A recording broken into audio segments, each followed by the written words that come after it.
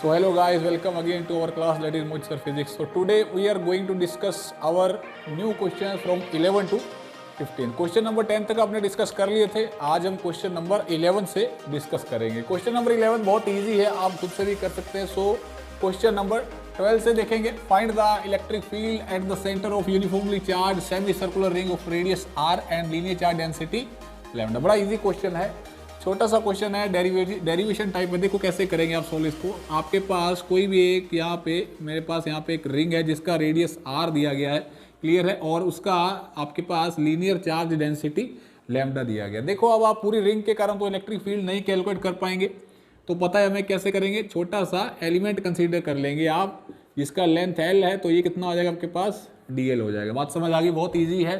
तो अब ये डीएल है, तो यहाँ पे आपके पास इस सेंटर के ऊपर जो फील्ड आएगा वो कितना आएगा, वो डी आएगा, क्योंकि छोटे से एलिमेंट के कारण छोटा सा फील्ड आएगा आपके पास। कुछ उसी तरीके से इधर भी आपके पास डी आएगा, और यहाँ पे आपके पास कितना फील्ड आएगा, ये भी आपके पास ये भी आपके पास एलिमेंट जो आएगा वो डीएल आ जाएगा। क्लियर है, बात समझ आ गई होगी। और ये आपके पास जिसका फिर से मैं रेडियस जो है वो आर मान लेता हूँ, क्लियर है। सो उसके बाद देखो आप यहाँ से, अगर इसका सेंटर है ये, और ये आपके पास क्या हो जाएगा, थीटा हो जाएगा। अगर ये थीटा है आपके पास, तो कुछ इसी तरीके से ये भी थीटा हो जाएगा, और ये भी आपके पास थीटा है, तो ये भी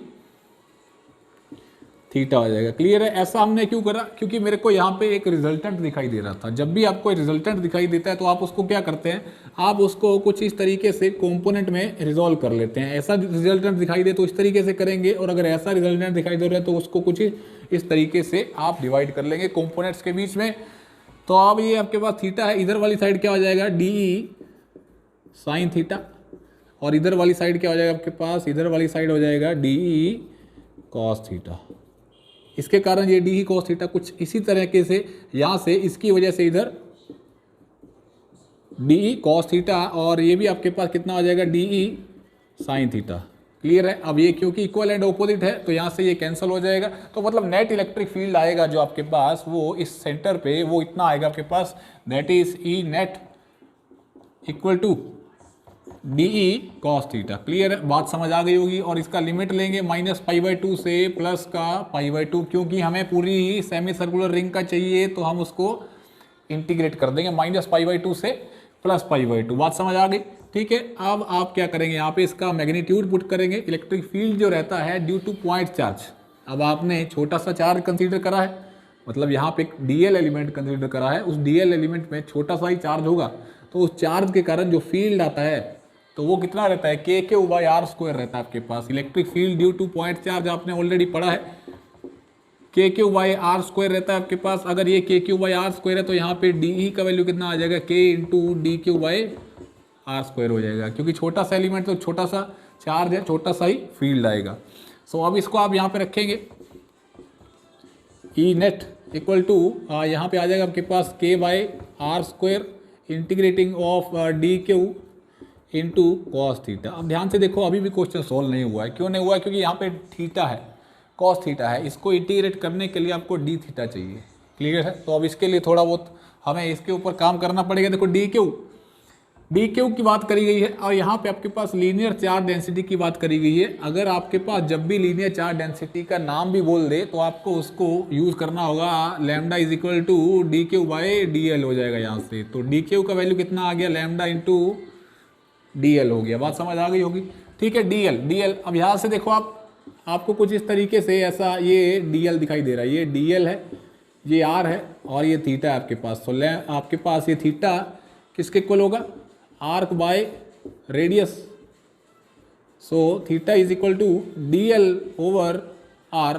सो डीएल का वैल्यू कितना आ गया यहाँ से, आर इंटू डी थीटा।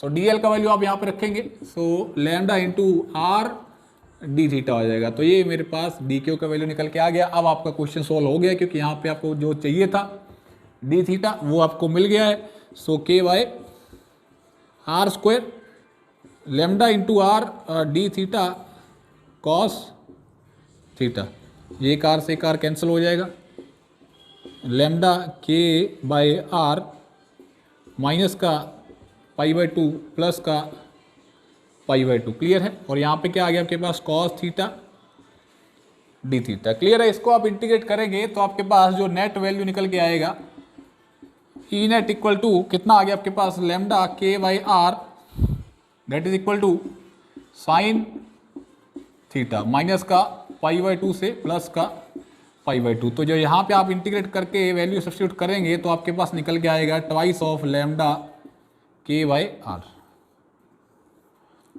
यही आपको कैलकुलेट करना। तो बड़ा इजी क्वेश्चन है, कोई ज़्यादा डिफिकल्टी नहीं है, इस तरीके से आप सॉल्व कर सकते हैं पूरी रिंग के कारण।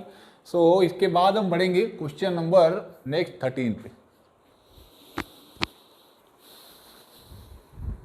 Move to the question number 14। 13 question derivation है, भाई आपने ऑलरेडी करा होगा, मैग्नेटिज्म में भी है और ये इसमें भी है डेरिवेशन, सेम डेरिवेशन है। रोड के कारण आप मैग्नेटिज्म में करते हैं, उसमें जो डेरिवेशन करा है इनफाइनाइट रोड के कारण कुछ वैसा ही डेरिवेशन है वो, ठीक है, क्वेश्चन नहीं है। सो अभी हम बढ़ेंगे क्वेश्चन नंबर 14 के ऊपर। देखो इसमें आपके पास फील्ड का डायरेक्शंस निकालना है, directions of electric field eight point P के ऊपर फील्ड निकालना है। बताओ कैसे निकालेंगे, बताओ। यहाँ पे प्लस क्यू दिया है, यहाँ पे माइनस क्यू दिया, जस्ट आपको डायरेक्शन बताना है। एक्चुअल में ये क्वेश्चन दिया है आपको, कॉन्सेप्ट जो है थोड़ा सा समझाने के लिए दिया हुआ है। एक्चुअल में ऐसा होता है, देखो जैसे मैं बताता हूँ आपको, ये मान लीजिए आपके पास एक सेमी इनफाइनाइट रोड है, ये आपके पास एक क्या है, एक सेमी इनफाइनाइट रोड है, सेमी इनफाइनाइट रोड मान लेते हैं। ये कुछ इस तरीके से, इसके ऊपर लीनियर चार्ज डेंसिटी है प्लस लैम्डा और ये सेमी इनफाइनाइट है, ऑलरेडी मैग्नेटिज्म में भी आपने पढ़ा है। तो सेमी इनफाइनाइट मान लो आपके पास, यहाँ पे इलेक्ट्रिक फील्ड निकालने के लिए बोलता आपको इस पॉइंट के ऊपर, इसका जो डिस्टेंस है ये r दिया है। तो अब आप डायरेक्शंस कैसे निकालेंगे, तो उसी के लिए ये क्वेश्चन दिया गया। देखो समझो कैसे। देखो आपके पास यहाँ पे प्लस क्यू चार्ज है, तो यहाँ पे कुछ ना कुछ चार्ज डेंसिटी रहा है, मान लेते हैं आपके पास ये रहा है आपके पास चार्ज सारा प्लस प्लस प्लस, और यहाँ पे आपके पास रहा है माइनस माइनस माइनस और माइनस। देखो अब यहाँ से ये वाला जो चार्ज है ये इसको इधर की तरफ फील्ड लगाएगा, इधर की तरफ है ना, ये वाले चार्ज के कारण जो फील्ड लगेगी इस पॉइंट के ऊपर इधर लगेगी, और यहाँ से आपके पास कुछ इधर लगेगी, फिर कुछ उसी तरीके से ये इधर लगाएगा। ये वाला चार्ज जो है आपके पास ये सारा इधर, ये आपके पास इधर, मतलब कहने का ये है इस चार्ज के कारण इस वाले पूरे चार्ज को मिला के जो फील्ड आएगा आपके पास वो कहीं आपके पास बिल्कुल मिडल में आएगा या नहीं आएगा भाई बताओ। यहाँ पे आपके पास ये इस वाले चार्ज का ना इधर से जा रहा, थोड़ा फील्ड इधर एक्स एक्सिस से क्लोज जा रहा था, और यहाँ से कुछ एक्स एक्सिस से दूर जा रहा था, इधर की तरफ जा रहा था। तो कुछ उसी तरीके से थोड़ा इधर पास, तो और इधर से इससे निकालोगे आप इससे, तो इस वाले से तो थोड़ा इधर चलता चला जाएगा। तो मतलब जो नेट फील्ड आएगा निकल के इसका पूरा भर के, वो आपके पास कुछ इस डायरेक्शन में निकल के आएगा फील्ड। कुछ उसी तरीके से आपके पास नेगेटिव चार्ज का है, नेगेटिव चार्ज। अब देखो नेगेटिव चार्ज जो है आपके पास, अब इस वाले नेगेटिव चार्ज के कारण देखेंगे तो आपके पास वो इस डायरेक्शन में होगा, और कुछ इसी तरीके से इस वाले नेगेटिव चार्ज के कारण देखें तो इस डायरेक्शन में होगा, ठीक है। तो मतलब अब जो नेट इलेक्ट्रिक फील्ड निकल के आएगा इस पूरे चार्ज के कारण वो कुछ इस डायरेक्शन में आपके पास निकल के आ रहा होगा। बात समझ आ गई होगी। तो मतलब इसीलिए वो भी आपके पास इसी तरीके से निकालोगे आप। यहाँ से देखो, इसके कारण इधर की तरफ, इसके कारण इधर की तरफ, इस तरफ बढ़ता चला जाएगा। मतलब जो नेट इलेक्ट्रिक फील्ड निकल के आएगा वो कुछ इस डायरेक्शन में आएगा। मतलब इसका जो फील्ड है वो कुछ ऐसे जा रहा है, ऐसे भर के जा रहा है, ठीक है, ताकि आप इसको आगे उसके बाद इसको दो कंपोनेंट में रिजॉल्व कर पाए। बात समझ आ गई, ठीक है। ये बहुत इंपॉर्टेंट चीज़ है, लेकिन आपको पहले ये जानना होगा। तो ये हमारे पास इलेक्ट्रिक फील्ड इधर आ गया, माइनस की वजह से प्लस की तरफ से इधर आ गया आपके पास, ये हो गया ई प्लस और ये हो गया ई माइनस। और नेट इलेक्ट्रिक फील्ड जो आएगा आपके पास इन दोनों के कारण जो आएगा वो कुछ इसी डायरेक्शन में होगा। यही है, क्योंकि ये आपका इधर है प्लस की वजह से, और ये ई माइनस इधर की तरफ से है। तो आपके पास जो नेट इलेक्ट्रिक फील्ड है वो इस डायरेक्शन में आया, कुछ इसी तरीके से इसका होगा। अब ये माइनस चार्ज है आपके पास, माइनस चार्ज है, और ये प्लस क्यू चार्ज है। अब ये प्लस क्यू चार्ज है तो यहाँ आपके पास देखो ये सारा इस चीज़ को रिपेल कर रहा होगा। तो मतलब जो नेट इलेक्ट्रिक फील्ड निकल के आएगा वो इधर की तरफ होगा। प्लस है तो रिपेल करेगा, थोड़ा सा इसको थोड़ा ऐसा करके बना लेंगे। तो ये प्लस हो गया आपके पास। कुछ उसी तरीके से ये आपके पास माइनस है, ये माइनस है तो ये अपनी तरफ अट्रैक्ट करेगा कुछ इस डायरेक्शन में। तो जो नेट इलेक्ट्रिक फील्ड आएगा आपके पास वो कहाँ आएगा, वो नीचे की तरफ आएगा या नहीं आएगा भाई, बड़ा सिंपल है। तो ये आपके पास नेट इलेक्ट्रिक फील्ड इधर आ गया। तो बड़ा सिंपल क्वेश्चन है। कुछ इसी तरीके से देखो माइनस क्यू है, अब ये आपके पास इस डायरेक्शन में होगा, ये प्लस क्यू जो है इस डायरेक्शन में होगा, ठीक है, इसकी वजह से उधर और इसकी वजह से माइनस क्यू चार्ज इसको अपनी तरफ अट्रैक्ट करेगा और ये आपके पास नेट इलेक्ट्रिक फील्ड कुछ इस डायरेक्शन में आ जाएगा। बात समझ आ गई होगी, क्लियर है? तो बड़ा इजी है, यही इसमें करना था आपके पास। सो आगे बढ़ेंगे हम क्वेश्चन नंबर 15 पे।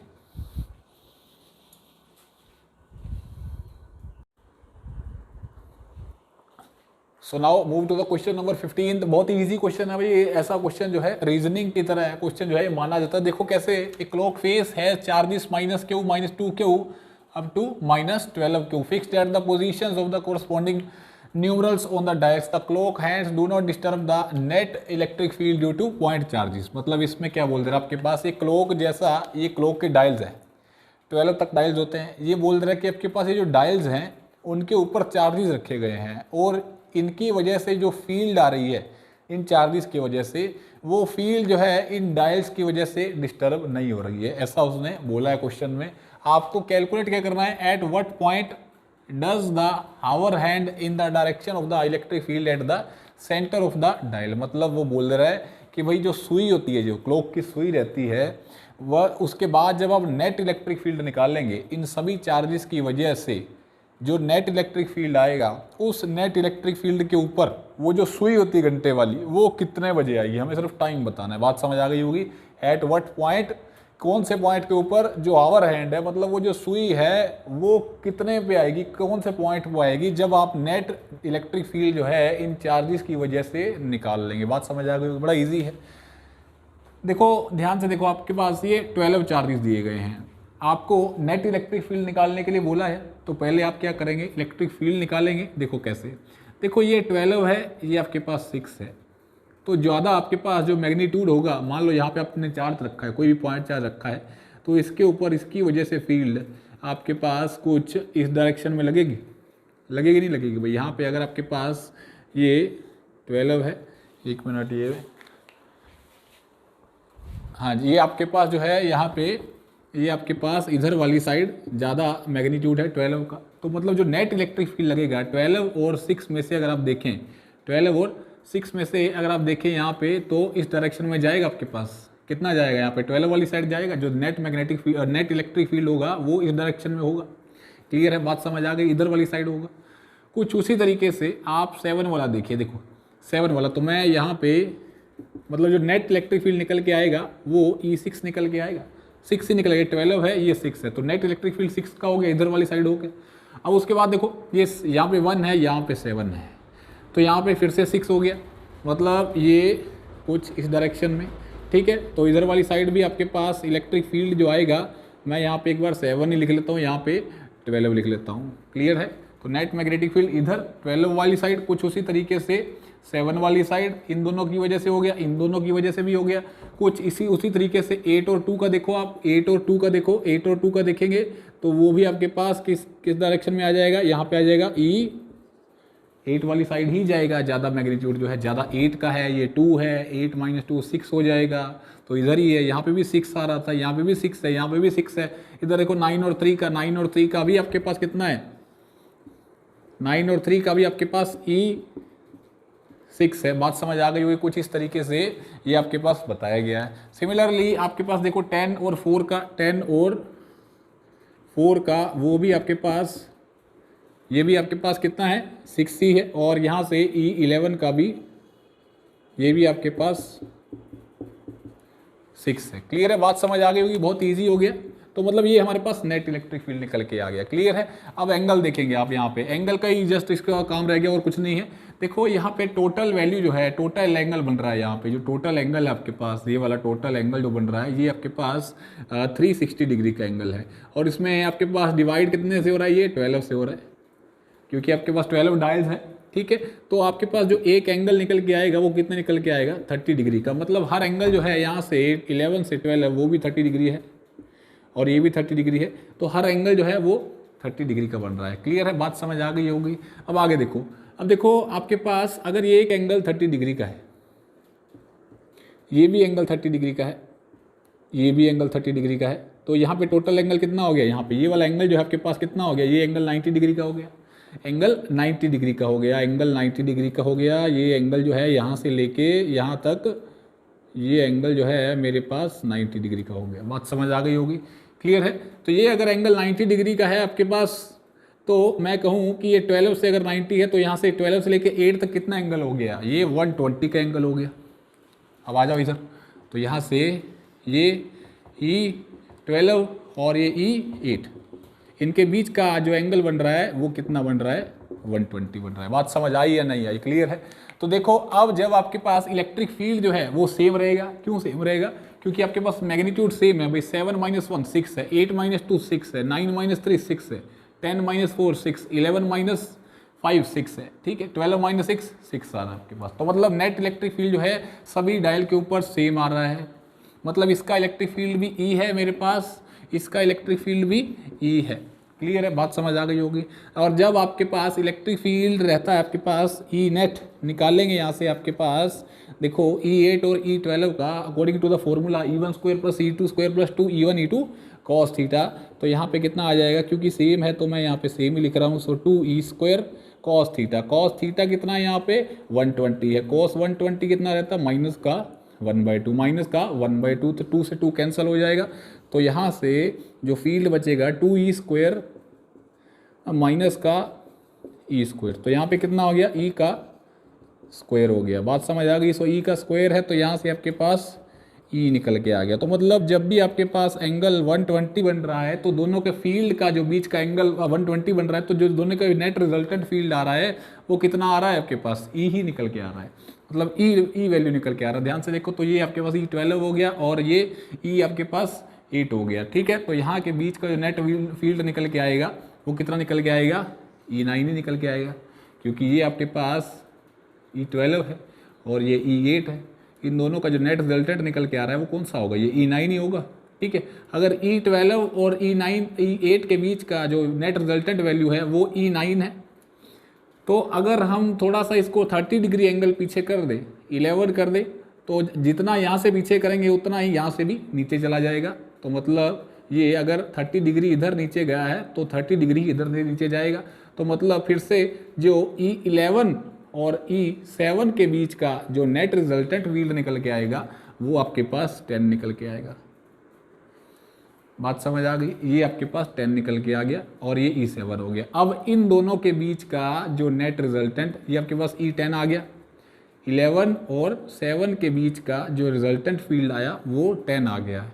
12 और 8 के बीच का नेट रिजल्टेंट वैल्यू आया था वो आपके पास 9 आया था। तो मतलब आपके पास कुछ ये बच गया, ये कुछ इस तरीके से बच गया, ये मेरे पास E9 हो गया और ये E10 हो गया, क्योंकि ये नेट रिजल्टेंट फील्ड है, ये नेट रिजल्टेंट फील्ड है, तो बड़ा सिंपल है।